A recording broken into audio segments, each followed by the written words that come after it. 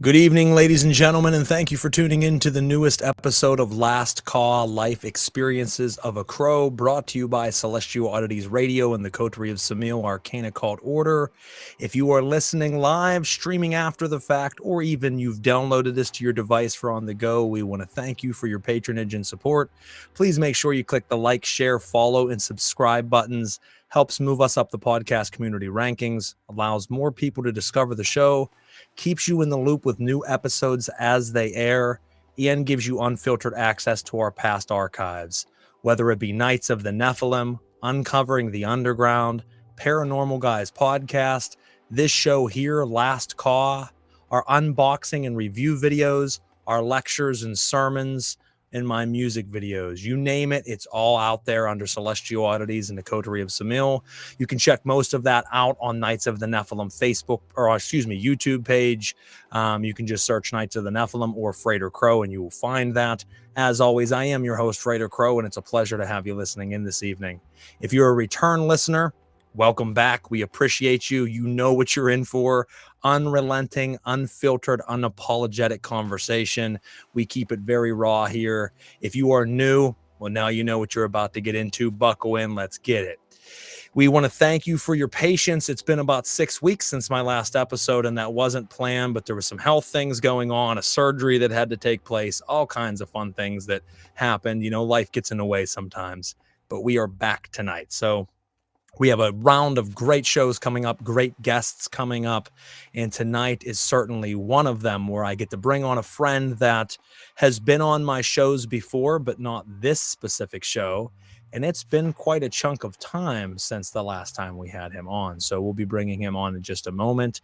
If you are listening out there and you want to be a part of the show, feel free to leave a comment from wherever you're listening in from. It will pop up on my dashboard here. We'll throw it up on the screen. We'll read it off. You can ask our guests questions. You can give input on the things that we're talking about. We certainly would like to have you a part of it. This is a community platform. This isn't my show. It isn't my guest show. This is your show, so you be a part of it. And tonight we're bringing on an old friend. Like I said, let's go ahead and pull him up here. And this is Patrick McElravy from Stitch Method and Seethe.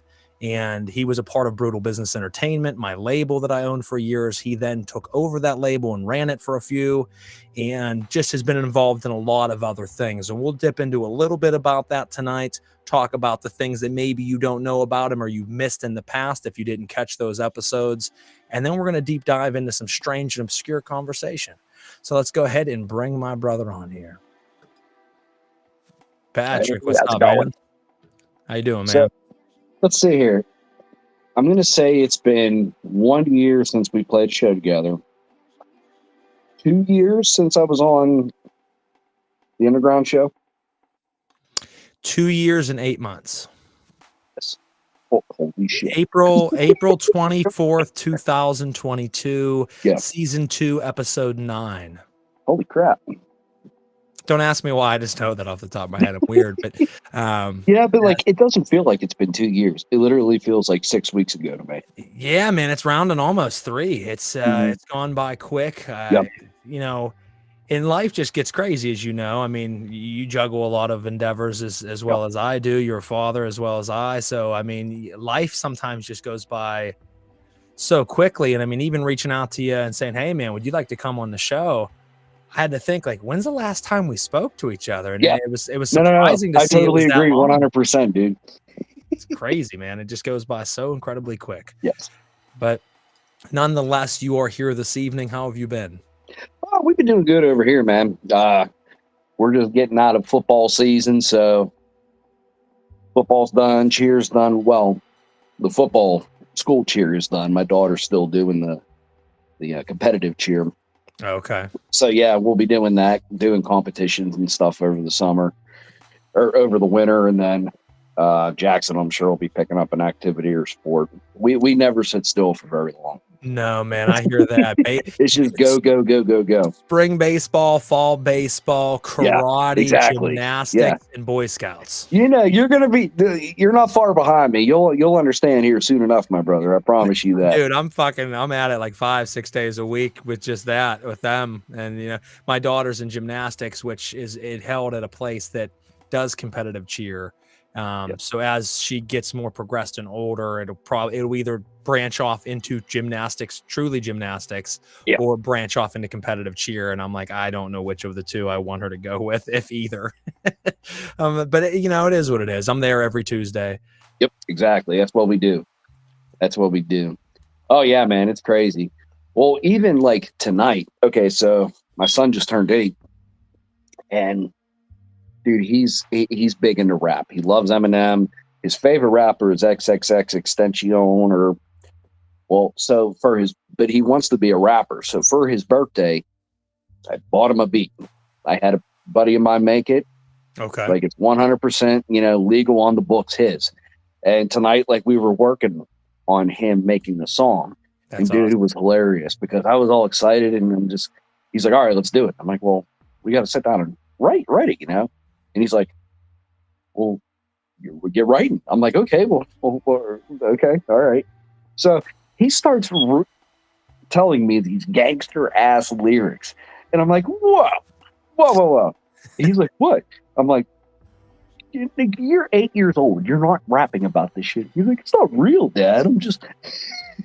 But then he changed it. He went back and he actually started writing some pretty good lines about his best buddy and all of that stuff. It's pretty cool, dude. That's awesome, man. It's pretty awesome. Getting to see the gears moving in there and trying to be creative. I love it. And like he listens to like a lot of like, I roll my eyes at it, but like the mumble rap and stuff.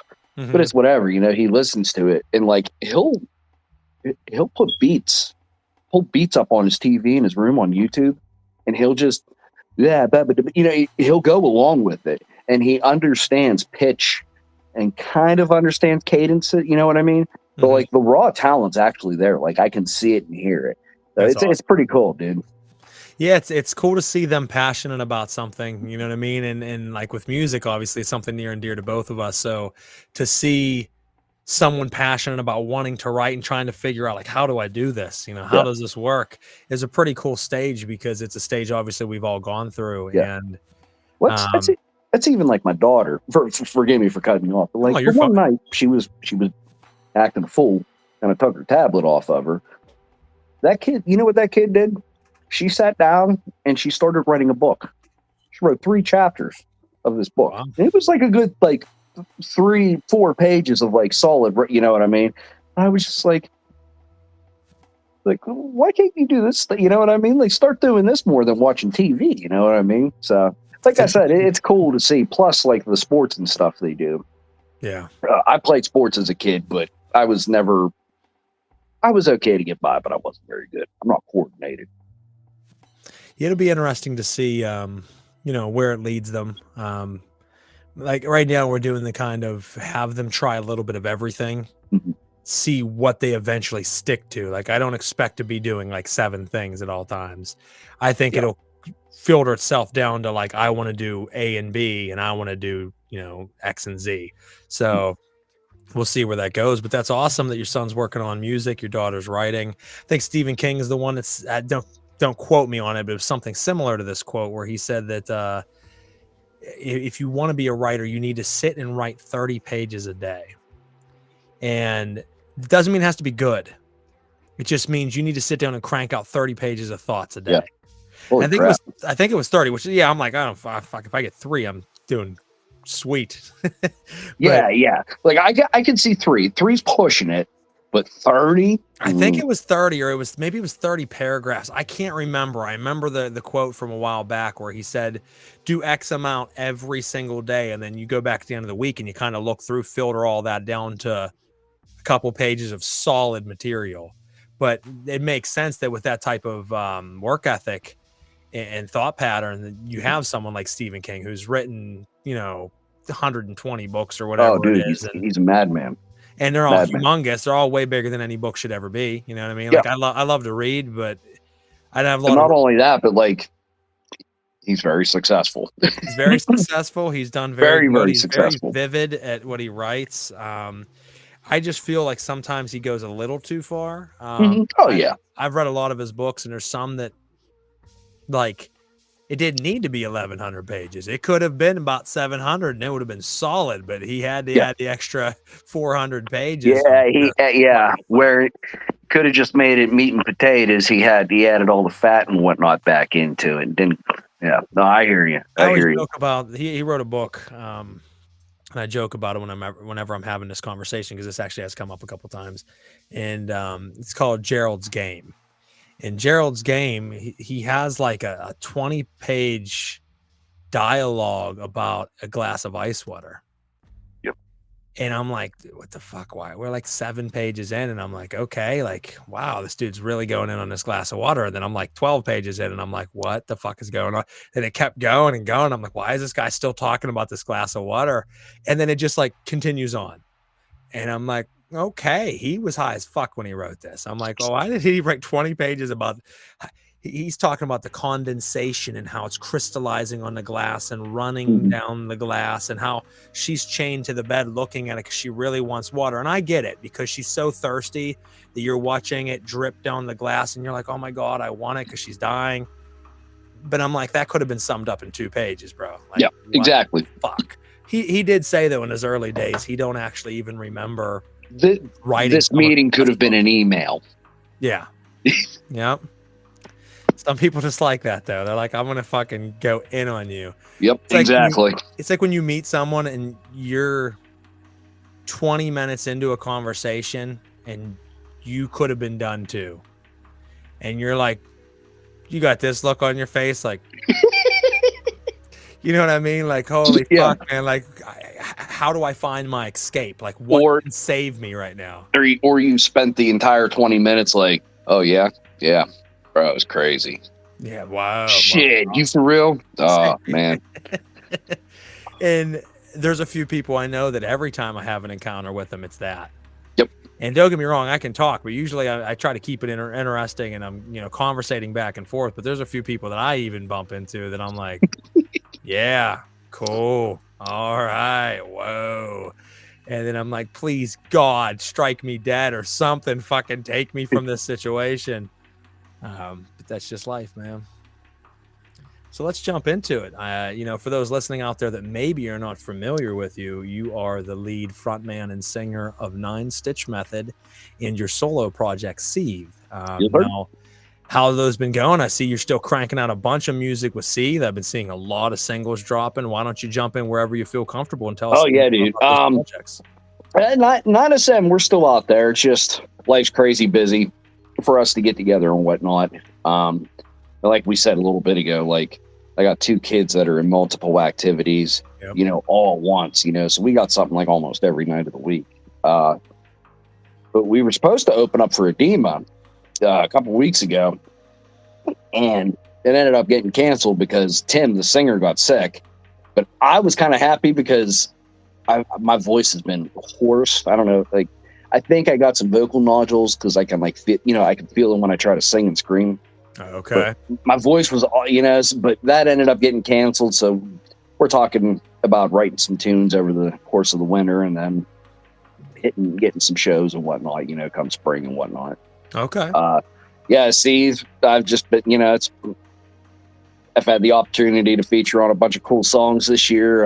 Been pumping out a bunch of music, kind of rebranding too, because I started out as the trap metal and all that, and then I'm kind of just not mixing it. I might return to it when I want to, but I'm just going into like hard rock and metal and whatnot, and kind of not trying to sell, like appeal or, dilute myself down or anything, but give something to where I can really, really shine vocally and kind of, keep pushing the brand.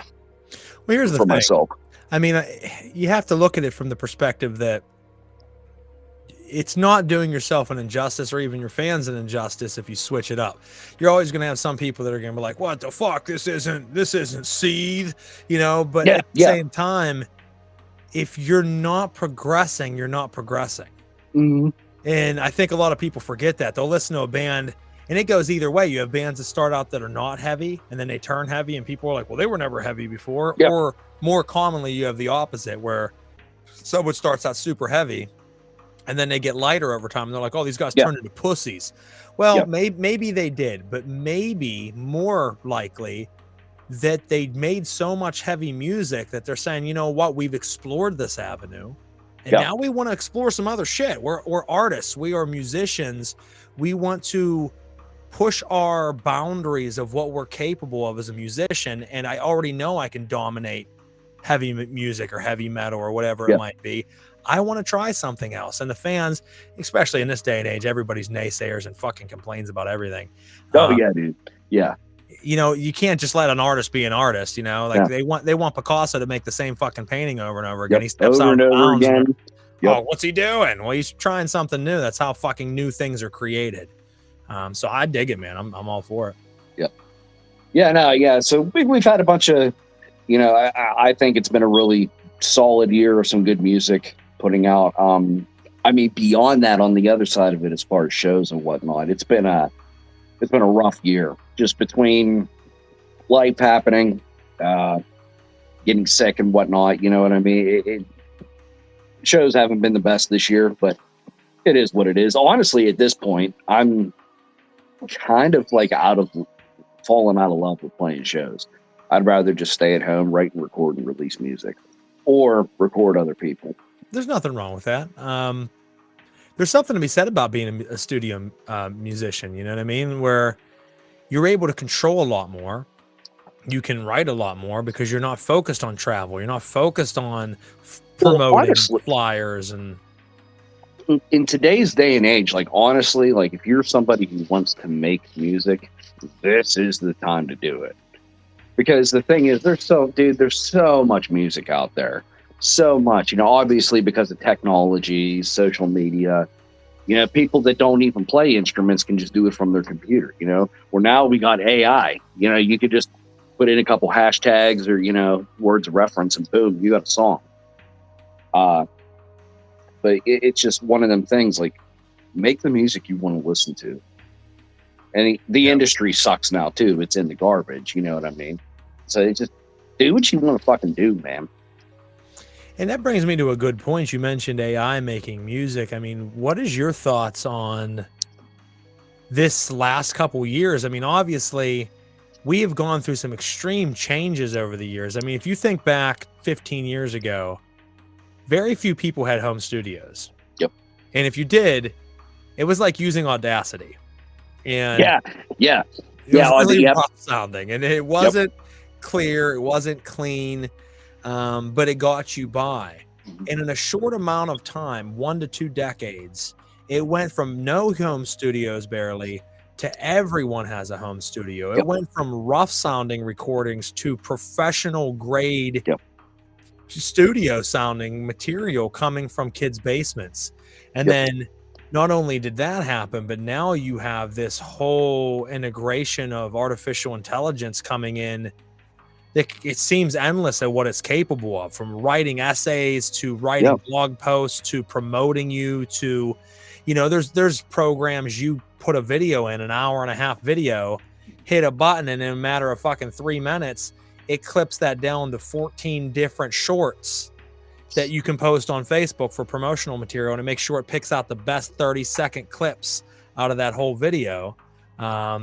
It's just insane, the capability. It can write music, it can make artwork. It's insane what these kids have at their fingertips now.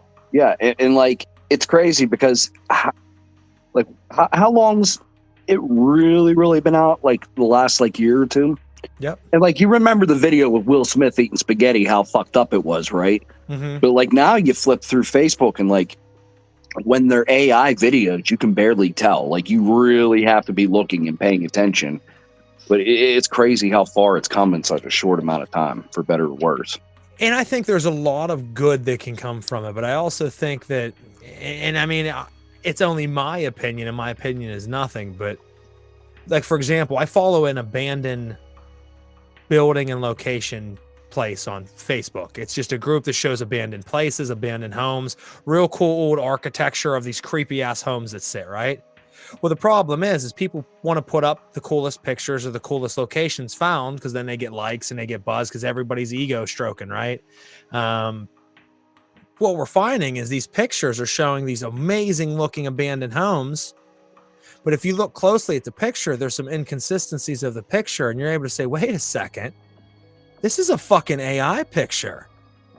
And it looks so realistic of an old home that's cracking and vines growing off. And you're like, this isn't a real place. This was made by artificial intelligence. And this guy is posting it as a place that he found in the woods, taking a picture of it so that everybody's like, oh, bro, you found the coolest location. And he's getting likes and shares and buzz, all on a fucking misconception that he's painting to the public through a program that he used to create it. And I'm like, we're in weird times where a lot of people were getting money, a lot of people were getting fame and buzz in their 15 minutes off of something they didn't even make, but they simply made the prompts for the program. Well, yeah. Well, like even YouTube, for example, going back to the music side of it, like there's videos of, for example, AI cover of Chester Bennington covering Bohemian Rhapsody. You know, and like those videos get like, there's millions and millions of views on them. And then, you know, like an actual artist, you know, tries to do it and nothing. Well, you know what I mean? And I did see that. There's a guy, I haven't seen him lately. And now that we're talking about him, my phone's going to know that we're talking about him. So he'll be on my fucking stream tomorrow morning. But there's the guy that sits behind the drum set. And he asks AI to make songs like caveman song. Make a song about a caveman singing about a rock. Yeah. And it makes the funniest songs and country songs and all of these songs that he's doing. And it's terrifying. It is fucking terrifying. And I actually paid, not that I want to promote artificial intelligence more than it is, but it's here to stay. So it doesn't really matter. Yeah. There's a program called Jasper. Now, at this point, it's probably already light years behind because when I got it, it was the most advanced shit, right? Yeah. Yeah. But that was 2 years ago. And at this point, it's old. Obsolete. So Jasper allowed you to make art, allowed you to make writings. Now, I didn't really use it for anything. I paid $500 for this fucking program because I was just really curious as to what its capabilities were. And I was just ask it the craziest shit and watch what it would come up with. And I know that there are writers out there in the occult scene that are writing books that aren't their books. They're literally AI writing books and then they're getting famous off it. And I wanted to test that. How fucking, because I was curious about several people. So I got this program and I started typing in thoughts and prompts and then watching it write professional grade essays. And I'm like, and what I did is I paid attention to the wording. I paid attention to how it structures sentences and its cadence on how it writes. So that when I was looking at these other people's posts or these other people's blogs or these other people's books that were coming out, that seemed like it was, how did you write 6 books in the last year? That doesn't make sense. Yeah. So then I'm looking at their books and I'm like, yep, the structuring of this paragraph is the same structuring that this program uses, you fucking fraud. Yep. I'm like, you people aren't really writing this shit. It's all coming from programs. Yep. But it was really cool to see what it would do. No, they got smarter. So I had it for a year. I stopped using it for like the last 5 months. It was really, like I said, one of those impulse buys. Yeah. Where I'm like, I really need to know. $500 is a lot of money. I really don't have it to spend, but I'm going to do it. And I fucked with it heavy for like the first couple months, just testing its capabilities. Yeah. And then what I did is I just stopped using it for several months. And then the thing came up and it's like, it's about to renew for another 500. I'm like, fuck you are. So I went on one last time to try to do a couple prompts on it. And then I was going to cancel my subscription. So I typed in some more occult stuff. It popped up and said that it didn't recognize the understanding of writing anything occult. Someone in the programming side actually changed prompts in so that it could no longer write occult material. And I'm like, well, that's interesting. If I paid this much money and you're changing the prompts on it, but I wasn't using it for my writings anyway. Yeah. But it was just really scary and amazing at the same time to see it write. I mean, you could ask shit that everybody wonders about the Kabbalah and about Hermeticism and about anything. Click, click, click, put the prompts in, hit, and it brings it right up. 7 pages. And I'm like, what the fuck? Like, well, that's like even artwork. Like a lot of artists use it for artwork, and like you could tell, like it's good. It's looks great, but like you could tell when it's an AI image. You know what I mean? And there's usually love getting them messages you know, with like the guy being like, "Hey man, I'm selling artwork," and it's like, dude, that's a fucking AI image. You didn't even make it. Get out of here. You know what I mean? And I'll tell you what, there's a guy I think that does that, but I think he's mastered it, and his artwork is dope as fuck. And I give him credit. He's the only person I know that I give credit to that I'm like, his artwork doesn't look AI. I mean, it looks AI in the sense that it's so colorful and so like it looks like something created it, but there's no blemishes. Because like a lot of the AI artwork you'd pull up, the man would have like 6 fingers, or he'd have like an eyeball over where his ear is if you paid attention to it real close. Doesn't anybody see the eyelashes coming out of his ear hole? It was always like weird shit that you're like, why the fuck's that there? No, this guy has it tuned in and he sells his art and he does really well, but it's like he somehow figured out how to master that. But yeah, you have a lot of people just download a program and they're like, I'm an artist. It's like, you're not a fucking artist. You're a guy who hits a button on a program. Like you can't call yourself, if I hand you a paintbrush right now or a pencil or a crayon or a marker, and you can't, or even a fucking tablet, and you can't sit and draw freehand for me and draw something, you're not an artist. You're you're a programmer. Exactly. It's crazy. We have a comment that says, or the copywriters edit it for themselves. Well, and the thing is there's no, at least the last time I checked, there's no real copyrights on this artwork. So like, not yet. That makes it scary. Yeah, they're talking. There will be in time, but I think right now it's just so like they don't know what to do with it. How do they do it? Because nobody's really technically doing it. You know, obviously the tech and the program is. I don't think we know what to do with it. I don't know. Well, we don't, and where it gets scary is like, for example, let's say you buy AI artwork off a guy, right? You make it your album artwork. I come along and some asshole doesn't know you, but I see it and I'm like, I like that. I can Photoshop that a little bit and remove 9 Stitch Method's logo off, then put my logo on it. I start putting my album out. You see it and you're like, what the fuck, bro? Like that's our artwork. Like, no, bro, that isn't your artwork. And you're like, yes, it is. I'm like, sue me. And you're like, you're pissed off, but you can't because you technically don't have the copyright. I don't have the copyright. The guy that sold it to you don't have the copyright. No one does. It belongs to no one, or it belongs to everyone. And that's where it's fucked up, man. Like, I don't know. That's a tricky, sticky subject. If you guys are listening out there and you have questions, feel free to post them in the blog here or on the page and we'll see them. Let us know what you think about artificial intelligence. Let us know what you think about this subject where it's, you know, obviously integrated into art, into music. Or if you have questions about something completely separate, that's fine as well. We'll be jumping in a lot of different things this evening. But that's where our mind is going right now, as we are in strange times to see only being able to go to a recording studio to being able to have home studios that sounded like asshole to now home studios that sound like great recording studios.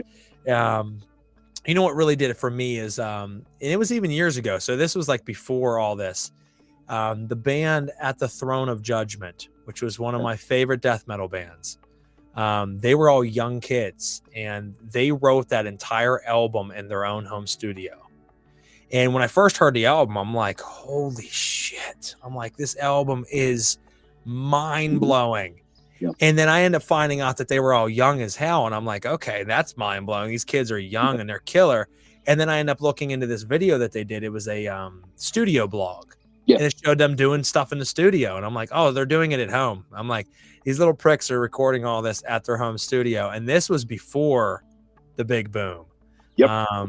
Now it's just like that's an everyday occurrence. I'm meeting kids all the time. Like, check out what I wrote, and I listen to it. Yeah, dude, fucking amazing. Yeah, well, that's the thing. Like me, I work with people from all over the globe. Like that's just how I record in my shitty little setup in the attic. It's, you know what I mean. I've gotten good at doing what I do, you know, and then I ship it off, and we're good to go. You know what I mean? Yep. Or hell, even, I mean, Seethe's music. I don't program that shit. You know, I, purchase, and lease out, you know what I mean? And then I hook up with different producers and stuff for different projects and whatnot. Never see them. I just do it all from my computer. Obviously, I perform and whatnot, but you still work with rinky-dink little setup and then make it happen. You still working with Gus Wallner? Oh, yeah. Oh, yeah. Gus is my boy. I love that dude. Shout out to Gus. Yes, sir. Gus Wallner, You Think Music. There you go, folks. Check him out as well. Great artist. He does a lot of behind the scenes stuff. He's always very busy. Excuse me. Beer's creeping back up on me. What we got here? I was referring to the book of spells and things, Asshole Studios. Yeah, I mean, the problem with, and to sidetrack real quick, the problem with all this AI is if you take it that it's fact, then great. Or I guess if you don't care, who gives a shit? But especially when you're in the spirituality and you're writing books on ritual magic, on how to conjure spirits, how to call on things that are very real. I don't give a fuck what anybody's belief is out there. I can tell you first and foremost, they're very real. And when you're giving instructions and tools and integrations on how to call these beings in, and you know from experience and from your own gnosis, okay. But when you're letting a computer system that's just pulling different pieces from all over the place and just spitting out, this is how you conjure this spirit, that's dangerous. Because what happens when you call it down, and it forgot to mention A, B, and C that you really need to know, and you're new to this, and it works, but it didn't give you the safeguards that you should have. There are reasons why the ancient grimoires have outlines of this is what you do in this situation. There's reasons why there are parameters around the things that you're doing. So whenever AI is like, well, fuck that, conjure it by saying these words and this night and this hour on this day, and you do it and it fucking works, and then this thing shows up in your living room, and then you're like, now what? The book doesn't tell me what to do now. Well, now you're gonna have to fucking figure it out. You have a new roommate, so fuck around and find out. Fuck around and find out. There was a Facebook group or a Facebook message stream that was titled "We That Fuck Around and Find Out." And it was based after me, and it was these occultists who formed this thread, and they added me to it. And they're like, you inspired us, because I've talked heavily about that on my radio show about all these occultists that I'm like, fuck around and find out. I'm like, you guys think this is a joke. I promise you that these things are very, very real. They will interact with you. They will seep into your life, and not everybody's going to have a good experience, and that's what people don't understand. It's like anything, power lies in the hands of the beholder. You know what I mean? That's it. And a lot of people just want, the thing is, a lot of people, if you have a serious reason for calling a spirit down, okay. But there's a lot of people who want to call spirit down just to see if it's real. Yeah. Just to interact with it. And that's a wrong way. When you awaken something that's been sleeping for 1,000 years, now a lot of these things have been called again and again, but let's say it's something that's obscure. You awaken something that hasn't been awoken in a very long time, and then all of a sudden it shows up here, and then it's like, pretty much what the fuck do you want? And you're like, I just wanted to see if you'd show up, man. Yeah, it's going to fuck you up. Like real life. I mean, I know I'm joking and laughing, but it's not a joke. It is going to fuck you up. And people don't seem to understand that. They don't understand the workings of spirits. It's going to seep into your life, and shit's just going to start going wrong at every turn. And you're like, why won't it leave me alone? Because it's pissed now, because you fucked with it. It didn't. It's like poking the bear. Why'd you poke it? Just because I wanted to see what it would do if I poked it. Well, now you know. We got Justin Cody Foot saying, shit. What's up, boys? What's up, Justin? Longtime supporter of Brutal Business, of our music. Justin's the man. Justin is the man. Nice to have you listening, brother. Okay, so a question for you. Yeah, certainly. And I'll even answer it too, I guess. So we've known each other for a while. Where, especially in the last, we'll say, couple years. Okay. Where have you gone? Where are you at now? Because now you have kids and all that. Where are you at between practicing your occult stuff and, being a parent and, how are you with juggling everything? That's a very and how, what's your feelings toward it too? Because we all age and evolve and whatnot in our personalities and what we do and don't do. It's a very good question. So, I am deeper into my practice now than I've ever been in my entire life. It's taken on a whole new level, and a couple ways I'll attack this question. It's very hard to juggle it all because my practice is very intense. We're talking we're talking a couple hours a day of prayer, of mantras, of recitations of specific invocations. We're talking every Monday and every Friday, detailed rituals that don't start till 12 at night, and they usually go to 2 or more in the morning, and then I get to get up the next morning. And then Saturday every week is a specific different type of rituals. I work 4 different branches of practice within one tree, so to speak. So it became, and it has been one of the hardest things, I think, is time management. To figure out how can I get my kids to where they need to be? How can I still be the partner to my wife that I need to be? How can I still have my home clean, my yard mowed, my career taken care of, my life obligations taken care of and handled like a fucking boss, while still being a efficient, respected practitioner?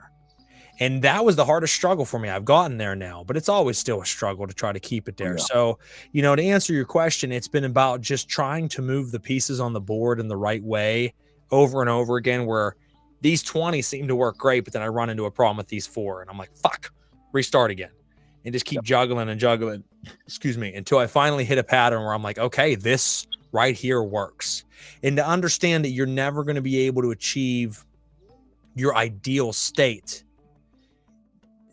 right off the bat. I mean, I look at things and I'm like, well, I really wish I could do this much more each week. Well, that's fucking great that you wish you could. But when you're looking at it, if you weren't doing anything, then doing just a little bit more might be easy. But when you're looking at it like the amount of practice that I do right now, I would fair to say I would stand up against almost any occultist out there. There are some that would beat me, absolutely. But when we look at our practice, as far as how devout we are in our practice, it's pretty fucking there. And I'm like, there's still more I want to do. But realistically, with the kids, with the wife, with the career, you have to say, well, you know what? We craft our practice around our life and our life around our practice. There has to be that in tandem with one another. So I'm deeper than I've ever been. I'm doing more work than I've ever been. I'm having greater experiences than I ever have.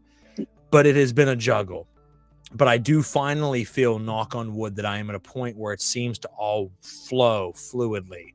It was a juggling act, and I was a lot of sleepless nights where I'm like, I can't do this, but I figured it out. I figured out when can I sleep? When can I sit down? And that sounds crazy, but like my day's structured now to when I get up, I take an ice plunge. I do lifting, stretching, ritual, meditation, prayers, get the kids up for school. Then I do all that lunchtime. I know I have 45 minutes for lunch, 15 minutes of that spent praying. 30 minutes is spent eating and getting what I need done. At nighttime, from 9:30 till 10:30 is prayers and mantras. And then Mondays and Fridays, specific rituals, Saturdays, specific rituals. So it's like I was able to carve it out in a certain way, but it's been tough. Now, as far as the kids, I don't bring any of my occultism into my family aspect. And a lot of people are going to say, wait, what? My wife is not an occultist. My wife is not a spiritualist. My wife doesn't believe in any of that. She says, hey, it might be real. I don't give a shit. It's not for me. Mm-hmm. There's a lot of people that say, how is that possible? You being so devout, you could be with someone that doesn't think that way. I don't think that we all have to think like one another. And I don't bring that into our relationship. Doesn't mean I don't talk about it from time to time. Every dynamic is different, dude. Every dynamic is different. Dynamic. And my kids, people will say like, oh, so you're teaching your kids Satanism and diabolism and necromancy and all this shit. I'm like, no, I don't talk to my kids about it at all. How is that possible? I'm like, because it's not right for me to push on any specific belief pattern to them. I will let them grow, and in time they can believe what they want to believe, or if they have an interest in it, I'll teach them, but I'm going to teach them it all. I'm not going to just teach them one thing.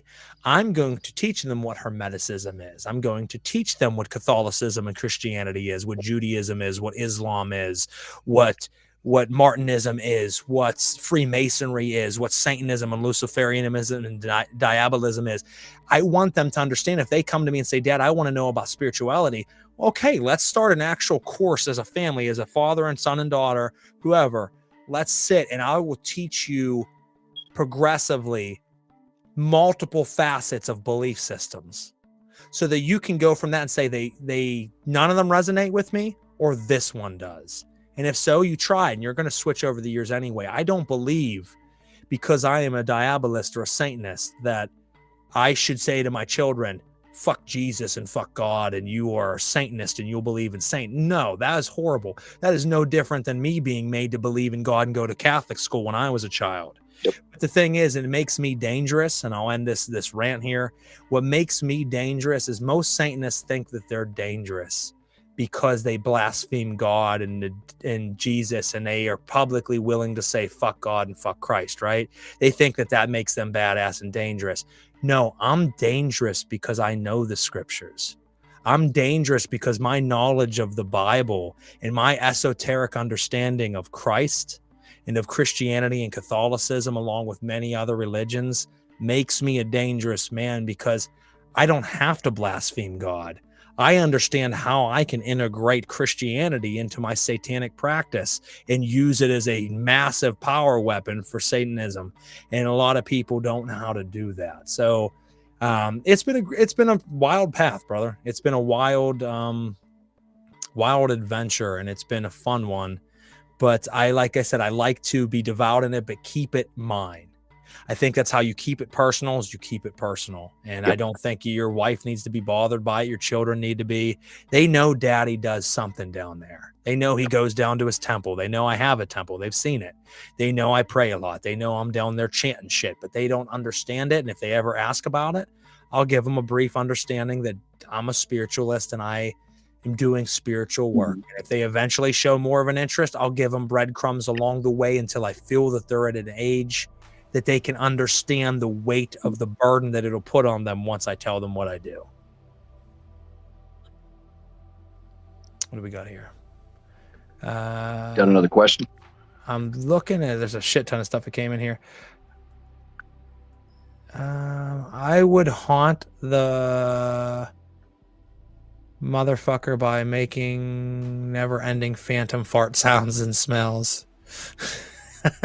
Well, who's the motherfucker in this case? I think you or me. I think that he's talking about whenever I said people conjure a spirit and then have nothing to ask them. Oh, okay, I got you. I got you. The spirit, he would just fart them out. I struggle with time management too, but just in general, that is honestly one of the biggest battles. There is going to be a series coming up where I'm going to go back to the basics. I'm going to make small videos teaching people in occultism how to start out proper. Where you're going to want to believe this, but you need to be believing this. And not saying what you need to believe, but what I mean is you're going to start out thinking you're going to take the world by the horns. And let me tell you, the world's going to beat the fuck out of you. You need to take it by step, and teach people the right way, because time management, for example, is not often talked about in grimoires. Grimoires is like, do these 45 obligations to conjure the spirit. Well, that's great, but if you don't have time management, those 45 obligations are going to take you like the next 5 years just to get the tools ready to conjure this thing. But if you can learn how to time manage your life, that can be 1.5 years. So that's the biggest thing I can tell people is time management, not only in occultism and being in a band and being a father and a parent, being anything. Dude, life in general, man. Yep. Time management's everything. Yep. Yeah, dude, it's rough. Because well, you and I have been together, like we've known each other for a while, like for years. I've been on shift work, dude. I work long ass hours, 12 to 14 hours a day. And, I'm not good at time management. I'm what you would call a procrastinator, but you got to come home and you got to spend time, you learn along the way, but sometimes people get it, others don't. I'll be real with you. I am not an organized person.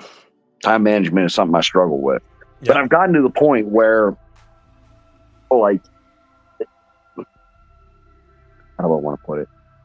Like, say if, like, shit's not done around the house, like, stuff that I've really been neglecting, like, I won't go record. You know what I mean? Yeah. And kind of like that. But, yeah. Yeah, but that, and then too, just it feels, dude, they weren't kidding when we were younger when they said the older you get, the faster time flies. Fuck, man, it goes by super quick. Oh my God, man. Well, like I said earlier, like it's been a year since we've seen each other. It's been 2 years since we've done this, and like it feels like yesterday, man. It's crazy. Yeah, it goes by so quick, man. I mean, and it's weird because you would think the more things you do, the longer it would make the year. Because when you look back at the year and say, well, I've done like 75 things this year, so I've been super busy, it's longer. You think that would make it longer than if you did nothing throughout the year. It makes it quicker. Yep. I feel like I blink and I'm like, the year is over. I did a shit ton of stuff this year, but it actually went quicker than if I fucked off all year. Yep. 100%, dude. Because obviously you're having, what do they say? Time flies when you're having fun. I think that's it. And it's not even fun. Time flies when you're busy. Yes. 100%. If you're sitting still staring at a wall, it's going to seem like it's going to take a while. It certainly doesn't seem that way for us. We're constantly on the go. And I would tell people that. Oh, we got another comment here. I'm reading it. You know the Bible, whereas most Christians don't. I do. That's very true. Honestly, you'll find, and I heard this a couple weeks ago, and I can't remember. But the Bible, most atheists know about the Bible front and back. They say that the Bible makes atheists. Well, the problem with it is, and there's another comment, I like to offer incense to a being. Does he, she know I'm offering to it? I will get right back to that. But the Bible, the problem with it is there's several levels of interpretation. There is just the base level, which most never get beyond. There is just the base level of Jesus being a human being. He walked the earth. He was killed. He was crucified. He taught people. There's deep meaning in his words. Genesis, there was a true Adam and Eve and people. That's fine. That's a powerful story in itself. But then there's a second layer of understanding interpretation. And as you get layer by layer deeper, you're going from more of an exoteric to an esoteric understanding of the Bible. It's what the Jews call... they call it the I just lost it. The orchard, I believe, if I'm remembering it correctly. And the orchard just means that there's deeper and deeper fruits to be found. And you get to the exegesis of it, which means the true depth of the scriptures.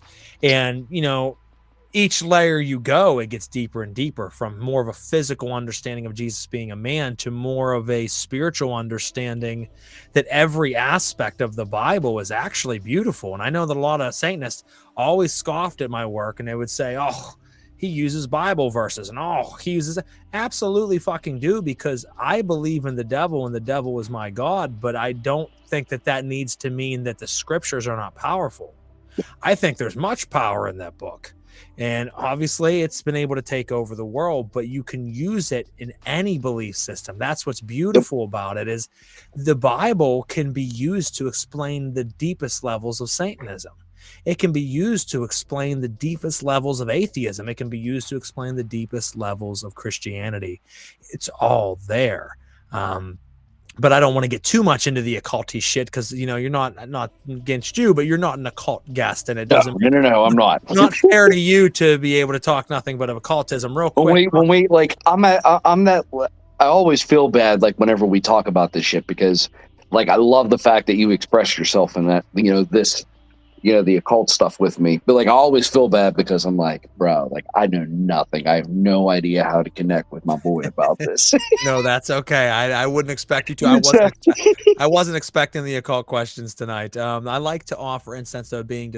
So Nocturne, really, I mean, yes, the being will know, but it's really about sacrifice, and sacrifice is about being willing to give different aspects, your preparation, your time. So incense stands for air, the element of air. Liquid libations, whether that be wine, whether that be whiskey, whether that be water, whether that be your blood, that is a liquid libation. That is water. The fire of the candles and the fire of the incense is fire. Earth is incense because the material of incense is earth. You are earth. You can lay dirt out on your altar. You are bringing together the 5 elements: fire, water, air, earth, and spirit, by calling down the spirit. So symbolically, it has a reason to be there as a stage prop, for one. Just like the Bible we were talking about, that's the base layer, is it's there visually to see, to smell, to sense. At a deeper level, it's letting your inner consciousness know that you have the keys, the 5 keys there to then transcend spirit. And then the Spirit knows that you took the time to give it all of the keys. You took the time to prep. You took the time to prepare. Plus, there's also other connotations that why you offer that. So, like I said, I don't want to get too much deeper into that on this episode. This isn't the place, but that is why you offer that. Another question you have, and then we'll journey on to other topics. I read from Genesis to 2 Samuel. I had to stop because it was so disturbing. I am planning on picking it up again from educational purposes. You should, and the thing is, don't read it with any one narrative. Don't read it in the perspective that I hate Christianity and I'm reading it and you're an enemy of it right off the bat, or you won't bear its fruits. If you go in hating it, you'll never find the love for it. But if you go in with an open mind, you'll find pieces of it you love, pieces of it that make you cry, pieces that make you laugh, pieces that make you revile back and say, what kind of God is this? Because let's face it, the God of the Old Testament's a fucking prick. Dude. He's evil. Be like literally like BC, the Old Testament Bible. Yeah, it was pretty much like God would be like, bro, wipe them out. And they just go and slaughter thousands upon thousands of people just because they didn't, they weren't of, their faith and all that. You know what I mean? Where the New Testament was, it was the opposite. It was turn the other cheek. It was more giving back and more love than it was just, strong and brutal truth. You know what I mean? Well, I'm going to give a presentation on this at some point. I've been asked to do it several times. I just don't know enough time in the world to do it. The Old Testament and New Testament are very different because they're written by different peoples. The Old Testament, the Tanakh, the Torah, was written by the Jews. The New Testament was written by the Christians, and then they combined them together in the book, and that's why you have an Old Testament and New Testament, the Jews and the Christians. But what's interesting about it is that the Jews had their stories of the old God where he did say, I am light, I am darkness, I am love, I am hate, I create life and I create death, I do all these things, I am your God. You shall have no other God but me. He was very tyrannical. I am the only one, have no others. If you do, I will destroy you. I am love, I am darkness. And you know what? Every time people started learning or getting smarter, he fucking wiped them out. Adam and Eve ate the fruit and got smarter. He told them it would kill them. It didn't kill them. It made them smarter. He kicked them out of the garden and said, you bastards, I told you not to eat that fruit. The Tower of Babel, when they built up the Tower of Babel and came together as nations to build a tower to God, he's seen the people working together, being smarter and being very efficient in building. He wiped them the fuck out. Whenever the Gregorian angels came down and they created the sons of renown, the geniuses of the time, and they taught people blacksmithing and gemstones and root work and made the people even smarter, he created the deluge flood and drowned them all in the fucking waters. So I mean, he was kind of a prick. So you have that side, and that was the Jewish God. Now, and the what's really interesting, and people don't know this, and it's wild, and I can do a whole fucking lecture and presentation on this, is the New Testament is the tales of old pagan beliefs rewritten with a character of Jesus. Everything in the New Testament of Jesus Christ was already told by the Greeks and Romans and by cultures prior to that of the same stories. The Egyptians talked about Osiris and Isis. They talked about Set. Well, Osiris is Jesus. Set is the devil. He's Satan. It's all there. The same stories are being retold with different pictures. Now, what's interesting is not only did they take pieces from different pagan cultures, the pagan mysteries, and bring them together in the New Testament and the stories of Jesus, but they also took from their counterpart, the Jews, and they took the story of Moses and painted Jesus on top of it. Now, when people say, what do you mean? Well, if you look at the story of Moses and the story of Jesus, they're almost identical. People say, well, no, they're not. Are they not? Because isn't it Moses that was sent down the Nile because the king was trying to slaughter all the babies so that he could slaughter Moses before he became who he was? And they sent him down the Nile to Egypt. Wasn't Jesus sent to Egypt to hide from King Herod as he slaughtered all the babies so that he wouldn't come to be? Didn't Moses become the amazing prophet when he left Egypt? Didn't Jesus become the amazing prophet when he returned 30 years later? No one knew what happened to him, out of Egypt on a donkey. Didn't Moses carry around a cross with a serpent on him? Didn't Jesus get hung on a cross? And I don't want to give too much away because I want to give this lecture. I have about fucking 200 points that'll say that the story of Jesus is really the story of Moses retold. Who replaced Moses? Moses was replaced by his prodigy, Joshua. What is Jesus' name? Yeshua. What is Yeshua? Joshua. We only call him Jesus. Jesus wasn't his real name. Jesus' real name, supposedly, if he was a real person, was Yeshua. Joshua. Moses' replacement was Joshua. Yeshua. They're the same fucking story, folks. You got to look into it deeper. People don't understand the Bible. People will kill you over the Bible and not even understand what the fuck it means. It's wild to me, like I said. But, you know, I will step back from that. If it makes you feel good, I was locked in. He was locked in deep. Let's take a look at the time. So it's almost 10. So we still got a little bit left. So I want to talk about, you know, your transition over time. So you obviously Stitch Method and Seethe, you worked other side projects and studio projects. At one point in time, you helped run the helm and take over for me when I stepped down from Brutal Business. You took over and ran it for a while. And then I don't know, and this is just truly a question of interest because I don't know the answer to it. Whenever Brutal Business came to an end, you had joined Dakota and his label. Is that still happening, not happening? I truly don't know. No, I'm still over at DI. We're going through a transition period. I'm not going to go into it too much, but yeah, that's essentially the best thing I could say is a transition period. Gotcha. Some bullshit kind of fell on our lap, but I look at it as kind of weeding out, you know, those who are really there and those who are, you know what I mean? I get that. And like anything, you know, whenever bullshit pops up, it takes a little bit of time, but the smoke blows over, things go back to normal. That's it. I mean, and you know it. You've been around long enough. Okay. You get a lot of artists who are eager to be on your label, but the thing is they're eager to be on your label because they're eager what you can do for them, not what they can do for you. Well, that's the thing that people don't understand about being on that side of the industry, you know, not just being an artist, but like, for example, like I have a list of people that when I'm going to release something, I email them, message them, whatever, and I set something up ahead of time. And you'll find that as time goes on, like, for example, the group of people that I normally use, a lot of them just they're kind of fading off of it. Life happens, you know what I mean? Your interests go different ways and whatnot. You know, so a bunch of people or companies or whatever, you know, are kind of ending, and then there will be a new batch that comes in. And like I was on that side of it, you know, running the label and, you know, doing PR and whatnot. And it you know, when you're not on that side, you look at things and you say, why are people jaded? You know, like I wouldn't be like that.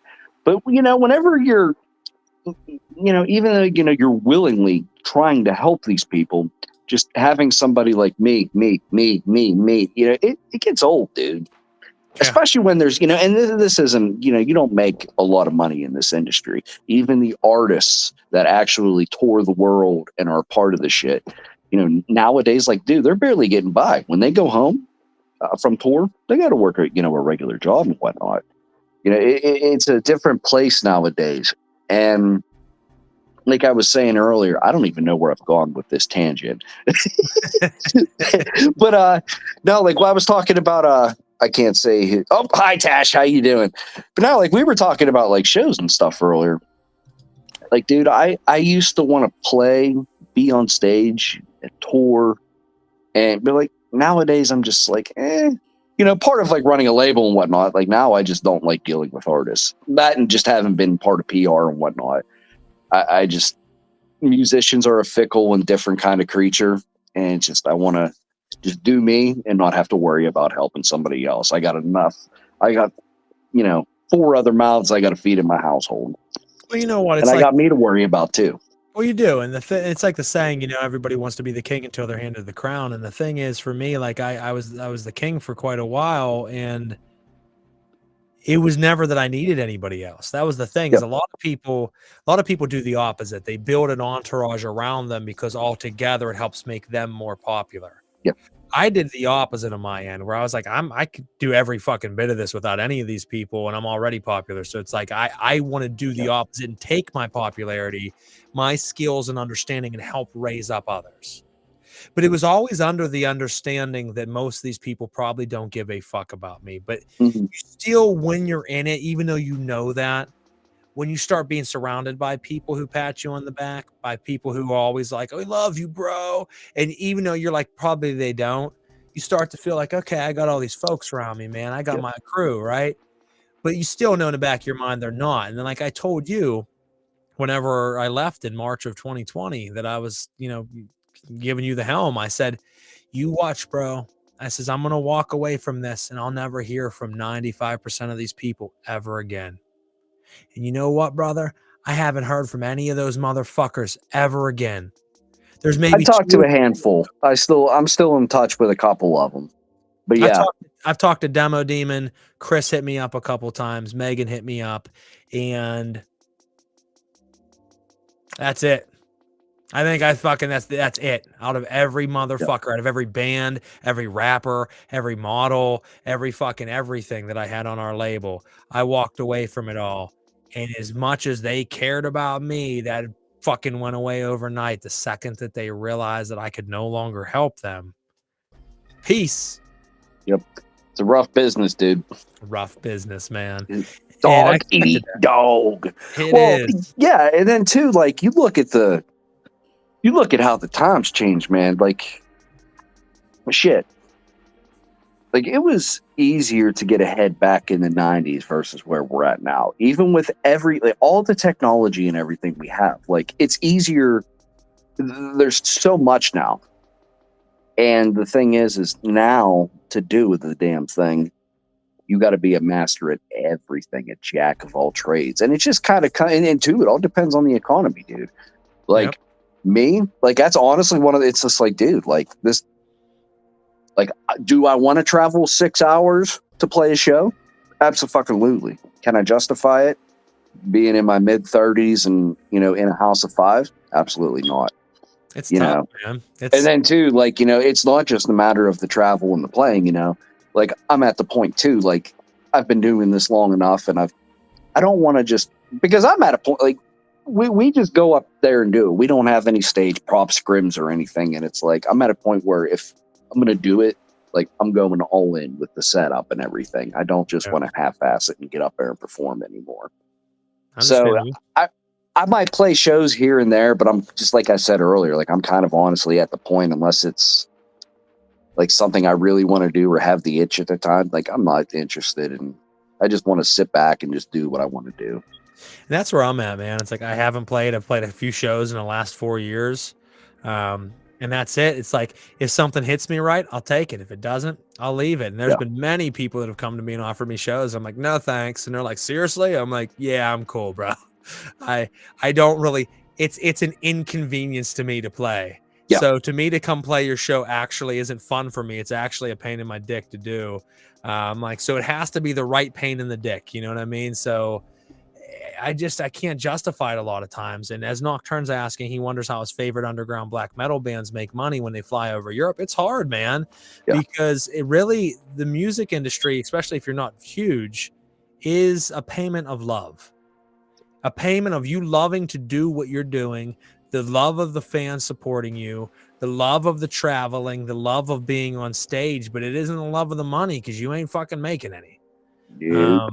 Even huge artists will tell you because of streaming. And as Patrick said, because of the last, so many years, last decade or so, streaming has fucked everybody because you might have gotten way less sales before, but you were selling physical items, physical records, physical CDs, and making a larger portion of your sell. Now it's digital. You got 1 million people listening to your songs, but for every time they listen to your song, you make 0.00000001 cent. So you have 500 million plays on your song. Congratulations. You have fucking $6. You know You what I know, mean? crazy enough. Do you know which one of the companies actually pays out the most? Which I didn't even know people still use this. Fucking What is that? iTunes. Hmm. That's nice though that they are. I mean, Yeah, there's yeah. so I many was people honestly get paid because pennies. one day I was like, I really should go and check out my sales and shit and see what I'm banking. And they show you, where everything comes from. I was like, I didn't even know fucking people still used iTunes, Yep. Nah, but it pays the most. Yeah, it's crazy. And I yep. think it probably makes sense because I got paid when I had all my stuff on oh shit. What's the site that I used? I used TuneCore, Yep. which posted it on everything. And a lot of people got pissed at me because there's a lot of people who are still Skippy Ickham fans, and they're like, "Bro, you took down all your music. What the fuck?" And I'm like, "Listen, I had 6 albums. It cost $50 a year for those 6 albums for each. I'm like, that is $300 a year just to keep them in rotation. Bro, I you may should have make, gone with like DistroKid or some shit. I, I people don't know told me why later on. people. That's insane. People told me later on, they're like, there was better ways to do that. I'm like, I don't know, because I started out a decade, Yeah, you're an OG, dude. You've been so when I out. started out, TuneCore was the only thing around. So Yeah, I just stuck with that's them. true. They treated That's me true. good, so I stuck with them. But like I would tell people, I make, I'm fucking underground artist. I make $500 a year on my music sales. I'm like, I pay 300 to keep it posted. I'm like, I make 200 profit. I'm like, that isn't worth it to me to keep renewing. And then especially when I stopped promoting it, I would still make a few $100 a year. But okay, now I make 350 and it's costing me 300 to keep it up. Yep. I'm like, I'm just not doing it. Fuck it. People are like, well, we love your music. I'm like, well, fucking, you should have bought a CD. I'm not gonna pay to keep it up. I'm not You paying out had, of my own yeah, pocket. motherfucker. You had like you had like 10 years to get everything. Yeah, if you didn't get in those 10 years, fuck you. And two, like you gave ample time to be like, this is all coming down. If you want it, get it now. I left it up for 2 more years after I announced Yep. my retirement. I announced it's all coming down. I left it up for 2 more years where I paid out of my own pocket to keep it up. And then after that, it is what it is. And there's still people that hit me up from time to time. They're like, bro, I tried to listen to your album the other day and it's not on there. I'm like, yeah, it never will be again. They're like, but I don't have it. Where do I get it? I says, it's gone. No human will hear it again. And that's the thing is people think I care. Like, I don't, like, I appreciate people being fans of my music. I don't give a fuck about Skippy Ickham. Like, I don't give a shit. And that's what people find it hard to believe. You made 6 albums, you paid hundreds of shows, you had fucking 8 music videos. This means so much to you. I'm like, no, it meant so much to Yep. me. I could give a fuck less if I hear any of it. I don't listen to my music. I don't think about playing shows. It's a chapter that's long closed for me. I don't care. And Yep. I think people find that weird. Well, yeah, no. Because even a couple years ago, like like last year, for example, was it last year or was it this year? No, it was even this year. Because like I've been kind of burnt out the last 6 months. But like I helped a friend of mine from DI.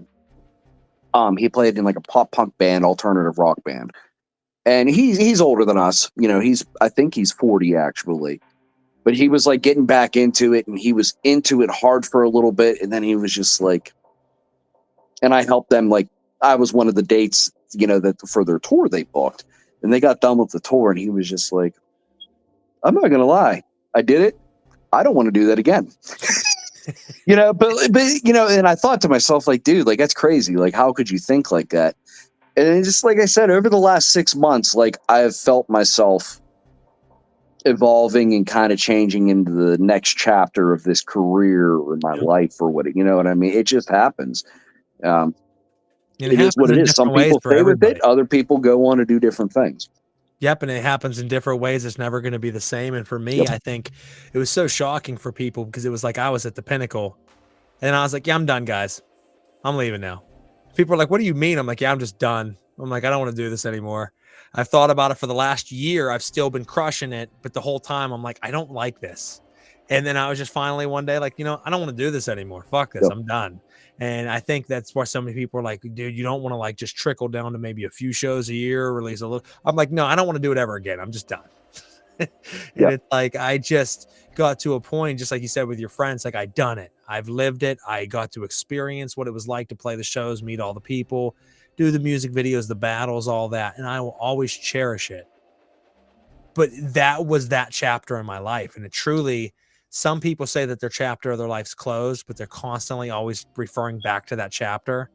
So it's like, it's not closed. It's like an extenuation off it. Yeah. No, the chapter's closed, and it's like, it's time to write the next one. And I've been doing that. And it's, you know, like you said, you're integrating out of maybe the live shows. Maybe you'll do some here and there, but it's not a necessity to need to be live all the time. Yeah. It gets lonely, man, to be honest with you. I What was played that? so many. I said it gets lonely. I mean, from Skippy Ickham, I can tell you that I went to most of those shows alone. And because, you know, here's the grim truth of it. As an artist, when you start out the first year, maybe 2 years, your friends and family are there, right? They come out and check you out. But as time goes on, after time goes on, they're like, I've seen you fucking 10 times. What do I want to keep seeing you? Yeah, exactly. So then it's just your fans, and the fans will still keep coming, but then you also don't want to play the same 4 places over and over again. So you start going further out. So now I'm driving 4.5, 5 hours, but no one wants to come with me. And it's like, do I not play, or do I just balls up and go by myself? I balls up and went by myself. I never minded that aspect of it. Like, I kind of like that alone time, if you will, but it is always nice to have somebody. You know what I mean? It was hard for me because, like, I would drive 4 or 5 hours, go play a show, be the only one there that I know, and be by myself. And that's fine. I like my alone time, but then I'm the headliner. So then I'm sitting there and I'm like, and then you're performing to nobody. Performing to no one, or people might stick around, but and this is my own crutch, I guess you could say, but I'm sitting there for 6 hours alone in another town, bored as fuck, waiting to play at a bar that's willing to give me alcohol for free. And then I'm like, I can be good. I can be good. First band's done. I can be good. Second band's almost done. I can be good. Third band comes on stage. I'm like, fuck it. Let's get it. You know what I mean? And it's like, no, dude, it's the same. Well, honestly, like for me, like my problem with that was at the time, I still smoke cigarettes occasionally, but like I would just smoke. And I was drinking, and that shit just dehydrates your voice. And then I do all kinds of vocal acrobatics and whatnot, and I would go to do that shit, and I would just fall flat on my face.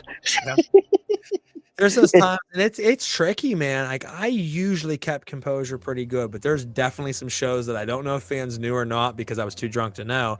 But there's times where I was on and I was fucking lit, and like I'm rapping 200 fucking words a minute, and I'm like halfway through the song, I'm like, I don't remember the lyrics. I don't remember the lyrics to my own song. What the fuck? I'm so wasted right now. I'm like, oh my God, what's going? And I'm like, and I'm going, and I'm like, I know the third verse is coming. And while I'm rapping the second, which I know by heart, I'm like, I don't remember the third verse. Yep. No. I do it too. Verse. Yep. Fuck. And then it like comes to the third verse, and I'm like, all right, we're going to go and flip to the next one now. People are like, why did he stop in the middle of the song? I'm like, yeah, I don't want to finish that one. Let's go ahead and skip. And I'm like, it's because I don't know it. And it never happened when I was sober. When I was sober, I killed it. But like, there was those certain shows where I got fucking plastered drunk, and I played it off to the crowd, and everybody was still like, you're the fucking man. And I'm like, no, bro, I'm not. I'm like, I'm a fucking asshole, and I'm an idiot. I'm up here fucking this whole setup. Because like I said, I can definitely turn down alcohol and be fine if I'm just there and I'm performing. But when you make me sit there for 6 hours alone, that's when I'm like, okay, I can't do this. I can't just sit here for 6 hours by myself next to all this alcohol and not start drinking. It's just my own crutch. It's hence the beer right here, you know. But I don't drink that often, actually, but I do like to drink at my shows. So it goes hand in hand. It goes hand in hand. Entertainment. Now, why don't you tell us, obviously, so we talked about Seethe, we talked about Stitch Method, we talked about DI, we talked about a lot of other things and aspects, but why don't you tell us a little bit about what's coming up? Well, I mean, obviously not so focused on shows right now, but what are you working on project-wise that the fans out there can expect, whether old fans or folks here tonight that might be checking out and say, oh, shit, okay. What can as far as Seethe goes, like I said, shows are going to be kind of here and there and sparse in the future. if I'm going to do shows, it's going to be with 9SM. I'm probably not going to do any more Seethe shows just because it's a pain in the dick. And that's the thing too. Even though 9SM is just a 2-piece, like it's a huge difference having Yeti with me versus me going up there by myself. I don't mind doing it, but I just don't enjoy it. You know? It's a certain type of feeling, man. Yeah, 100%. But no, dude, we've had a great year of music. I've been very, because in this day and age, people don't want to listen to full albums. Everybody's attention span is short. So I've just been putting out like 3-track EPs all year, and just trying to do the best I can, all killer, no filler. And we're pretty much going to be keeping that format going forward. Except I am working on a full length. Like, I kind of have this vision of like a new metal Phantom of the Opera type thing, like a big, but story wise and concept wise, but slowly getting back into that. And like I said, we're getting into the holidays and whatnot. Things are going to be slowing, but it's winter time. There's going to be recording and writing a lot, and we'll be pumping out material like always. I love it, man. No, you heard it, folks. If you're listening out there and interested in listening to this man's music, you can find it all over different social media platforms and online platforms. If you want to just check it out to see if you like it before you go deeper, go to YouTube. Just look up something even old. There's a ton of great music for 9-Stitch Method, a ton of great music for Seethe. Seethe is going to be a little bit harder to find only because when you search it, it wants to think that you're trying to type in Seether. Yep. It's a curse, dude. It's a curse. So you got to search a little bit, but you'll find it. 9-Stitch Method is just the number 9 Stitch Method, and you'll find it. But go check out their music. It's great shit. You'll love it, and then it'll lead you to buying this man's albums, his work, and you can find it. Why don't you tell us where, aside from YouTube, where can we find it? Oh, you can find me everywhere. The best way to look for me on YouTube is to type Seethe, PA, as in Pennsylvania.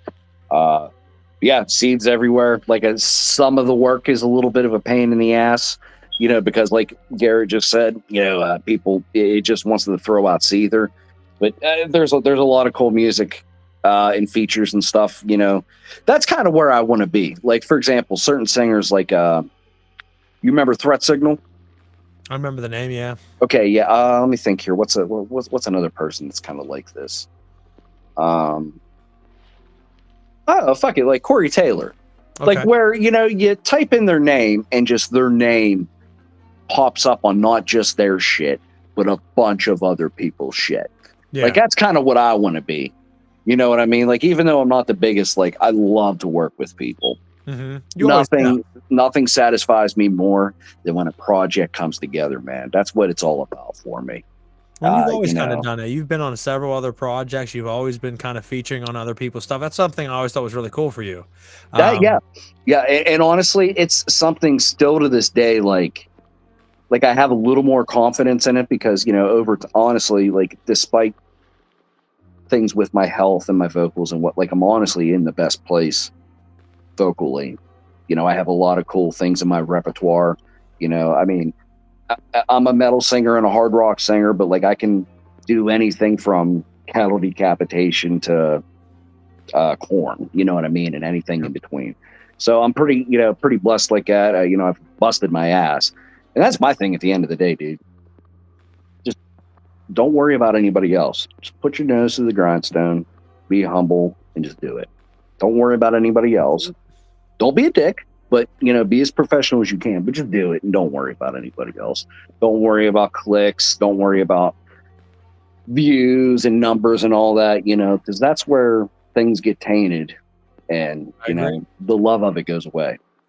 That's why, like, with mine, there's a lot of people like Skippy Yickham, but I never gave a fuck about being accepted in the horrorcore, underground, hardcore rap scene. I just did me. I'm like, people that like it, they're going to like it. People that hate it, fuck them. I don't care. At the end of the day, and that was why it was always funny, because artists always would come out and say, I do this for you. And I always made it a point to come out and say, I do this for me. And people were like, he just said he does it for himself. And I'm like, yeah, at the end of the day, I make music for me. The fact that you like it is a fucking awesome bonus. Yep. But I'm not going to come up there and tell you that I make music for you, because I don't. That's a lie. So I'm not going to lie to you. I make music for myself. I make shit that I feel good about, that I like, that I want to put out. And like you said, never worried, is what I'm saying popular? Is what I'm saying going to be liked? Is my tone right? Is my format of my song? No, I listen to shit that I'm like, man, that's dope. And I never cared if anybody else liked it. And if you live by that, folks, I promise you people will like it, because that's authenticity. When you're authentic, people find that. Maybe not as many, but you know what? Would you rather 1 million fake fans or 100 hardcore fans? I'd rather the 100. So, well, that's kind of, there was somebody on, one of my buddies, he's down in Texas. His artist name is called Search for Savior. He's a trap metal artist. Okay. The kid does a good job. He has a good product. He's a producer himself. You know what I mean? He throws a lot of like high class shows, and he's doing a good thing down there. And he put up a post earlier just being like, man, like this, I don't get it. Like, I'm doing all the right things, but it seems like people that are faking it are getting ahead. Like, I don't, and I'm like, dude, honestly, once I came to terms with that, whenever I come to terms with that and I realize that, and I quit worrying about everything, like I said, the numbers and all of that, more opportunity actually seems to come my way when I just worry about me and don't sweat that stuff. Just focus on the art. It's weird, man. I mean, there were so many times I got kudos and props from artists that everyone loved, that never publicly would tell anybody that they dug my shit, but would tell me every time they talked to me. Yep. And I don't believe they were being false to me and just saying it, because they would literally reach out to me. I wasn't reaching out to them. So why would you reach out to me just to fluff me? I was getting people in the horrorcore or hardcore underground scene reaching out to me and saying, hey, Skip, I just want you to know, dude, you're fucking dope, man. Like, we love your music. You are one of the best in the underground right now. We want you to know that. But then I would see these same cats put up lists of like my favorite underground artists, and they would put up all these names, and I wouldn't be on it. And I'm like, okay, I'm seeing the politics of it. I'm seeing that you're naming each other to have this circuit and this flow and to be fluffing each other online to build a certain repertoire. You don't want to name me because I'm the outcast. I don't belong to any of your, I'm the black sheep. I'm not in any of your cliques. I don't want to be in any of your cliques. I've been offered and I've turned them down. But it's like under the table or behind the scenes, they're like, bro, I just want you to know you're a fucking beast, man. I love you. I can just never tell anybody. I can never let anybody know I actually like you, but I love you, bro. It's like, thanks, man. I appreciate that. That is true. But you know what? That's the word, politics. There's politics in it all. And I mean, your friend, for example, he needs to understand if he's being authentic, you know, at the end of the day, you might not reach the level that you want to, but you'll reach the level that you need to be at. And let's face it, every musician for the most part had a dream at one point in time of being something big. And reality kicks into almost all of us and says, like, that's never going to happen. Well, and it's funny because a lot of I'll use Brian Sykes. Obviously, you know Brian Sykes. Yeah. Like, that dude, not that I don't want to say he's made it, but like, he's made it. Like, music is his work, whether it be him DJing or playing shows and whatnot. And he has multiple good projects. But he's one of the, like, he's not like, yeah, I'm the fucking man. He's just like, I don't know why the fuck I do this. It's ridiculous, but we do it. And he's been in some really good projects over the years. From obviously his rap stuff to Grey Walker to he had a band back in the day. I remember you sent me a demo of one of his old bands, and it was fucking phenomenal. The band was phenomenal. Yeah, it was great. They weren't around long. I don't know why they weren't around long. They popped up. They were an amazing death metal band. And then they fucking vanished out of nowhere. And then it was like he was all of a sudden on to the next one. And I'm like, fuck. Like, couldn't keep that going. But I mean, it is hard to keep a band going. It's hard to keep 5 guys on the same page. Oh, dude, it's hard. I work, it's just me and Yeti for 9 Stitch Method. And dude, it's all we can do to make shit happen. It's crazy. I hate human beings. So it's like trying to think of 5 people in a room together working. I'm like, I don't even like 5 people. So I'm like, to have 5 people try to be together on one project just doesn't seem like it's plausible. Yeah. Now let's grab a couple of these comments and then we'll finish this up. Sounds good, brother. We have a comment that says, I've heard bad things about the site called Napster. Do you remember it? I do remember Napster, brother. Now, see, the thing is, bud, that mine wasn't Napster so much. I went deep on LimeWire. I was like, LimeWire and Kazaa. The end of everybody's first PC. Yeah, that destroyed my PC because I was downloading so much porn that I got massive malware and malicious software downloaded into my computer because like I would go onto a page and type some weird, we talked about earlier, prompts for the AI. I was typing prompts in and it was giving me all these videos. Instead of downloading one or two, I was like, download all 140. I had like an external hard drive and I was downloading like 5,000 fucking porn videos and I was just spending my time playing guitar and beating my meat. That's all I did for fucking hours as a teenager. It was like I was beating dick and beating strings. It was a good time, but I fucking ruined like 3 computers that way. So Napster never really did it for me, Nocturne, but LimeWire and Kazaa, it ruined me and my computers. Yeah. Lori says hello. Hello, Lori. Thank you for tuning in. You're catching the tail end of it, but we appreciate it. Yes, thank you. We have a comment that says, that's what Werewolf from Satanic War Master says. I don't know what that is. He makes music for himself, but is fine with people liking his music. Yeah, I mean, you really should just do it for yourself. I mean, it's nice to have fans listening to you, but at the end of the day, are you doing it for popularity or are you doing it for the love of music? Most people are doing it for popularity, so that's the problem.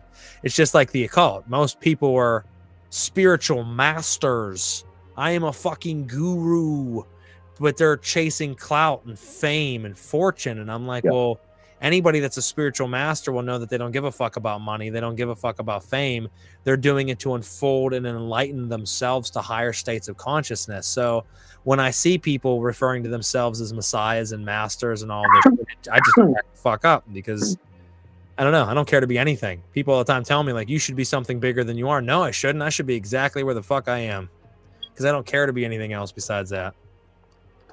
I think that is most of the comments. Other than that, Patrick, like I said, this show is interesting because there is no format. We don't know where it'll go. So we went from artificial intelligence to Jesus being Moses reincarnated to, music to everything in between and porn beating our meats to LimeWire. So it's been an interesting conversation. Is there anything else you would like to throw out there before we close out for the evening? Man, just we're living in crazy times. Be good to one another. That's all you can do, folks. That's all you can do, man. Don't break the rule of the universe. Don't be a dick. That's it. Try to be good to people. Sometimes you can't, and that's okay. But you should try to be good to everybody, at least civil. You know what I mean? I don't like a lot of people, but I'm still always very polite and kind to people unless given reason otherwise. So try to do that. We're in catastrophic times right now. So don't make it any worse. Just try to make it a little bit better. Yep, exactly. Other than that, make sure you check out Stitch Method and Seethe online. Follow this man and his work, his other projects that he's a part of. Support him in any way that you can. Make sure you click the like, share, or follow button on Last Call to get it out there. Yep. We apologize for the 6-week hiatus, but we're back. We got an episode next week. Make sure you tune in. And other than that, you guys have a wonderful evening, and we'll catch you next time on Last Call. Caw-caw! The crickets are coming on. It's time for bed. Honestly, when I asked you the other